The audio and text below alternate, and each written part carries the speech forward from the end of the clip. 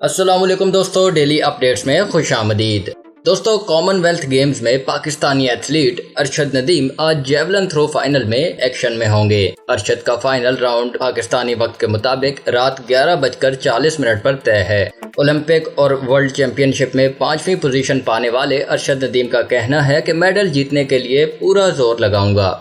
Athlete के मुआलिज doctor Asad Abbas कहते हैं कि अरशद 90% फिट है। इसी इंजरी के साथ उसने ओलंपिक और वर्ल्ड एथलीट चैंपियनशिप में हिस्सा लिया था। यहाँ हमने इसकी फिटनेस को मजीद बेहतर करने पर काम किया है। उन्होंने उम्मीद जाहिर की है कि अरशद अच्छी थ्रो करेगा और मेडल अपने नाम करेगा। वाज़ेह रहे कि पाकिस्तान के 103 रुकनी दस्ते ने कॉमनवेल्थ गेम्स में शिरकत की। पाकिस्तान अब तक 1 गोल्ड, 3 सिल्वर और 2 ब्रॉन्ज मेडल जीत चुका है। गुज़िश्ता कॉमनवेल्थ गेम्स में पाकिस्तान ने 5 मेडल्स हासिल किए थे।